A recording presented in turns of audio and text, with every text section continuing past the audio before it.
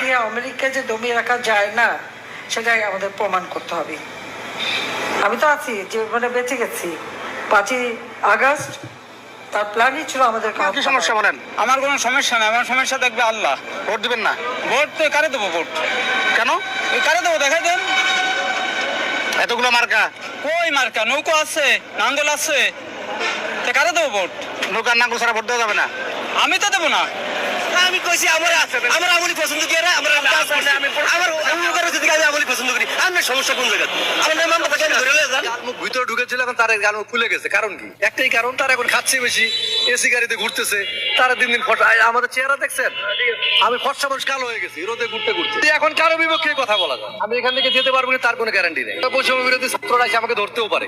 আসলে যেদিন হচ্ছে গিয়ে দেশ থেকে আমাদের প্রায় শতবর্ষী নেত্রীকে মানে অপমান অপদস্থ করে মানে আমরা রাস্তায় বের করে দিয়েছি, ওই দিনই আসলে দেশের সম্মান কমে গেছে।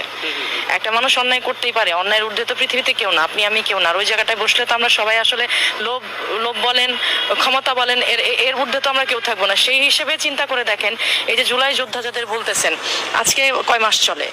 ওই ওই ওই ওই জুন বা জুলাই থেকে এই পর্যন্ত কত, 1 বছর হয়তো বা 1 বছর 1-2 মাস এরকম হবে, কয়েকশো কোটি টাকার মালিক তারা হয়ে গেছে। সেই জায়গায় উনি 16টা বছর, তো সেই তুলনায় তো তাকে ভালো বলতে হয়। অবশ্যই একটা দিক ভালো হয়েছে, সেটা হচ্ছে গিয়ে যে আমরা আসলে দাঁত থাকতে দাঁতের মর্ম বুঝি না, তো উনি থাকতে তো আসলে মর্ম বুঝিনি। আমার কাছে, আমাদের সবার কাছে মনে হয়েছে যে উনি খারাপ, উনি হচ্ছে একরোখা।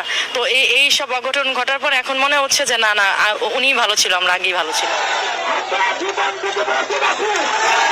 আমরা এই দেশকে আবার স্বাধীন করবো, এই দেশকে আবার আমাদের গঠন করবো। ইনশাআল্লাহ এই দেশে আবার জনগণ ফিরে আসবে, শেখ হাসিনা আবার এই বাংলাদেশে ফিরে আসবে। আমরা শেখ হাসিনার সৈনিক, আমরা বঙ্গবন্ধুর সৈনিক। প্যানেলকে আছে রে, প্যানেলকে আছে রে, প্যানেল আরো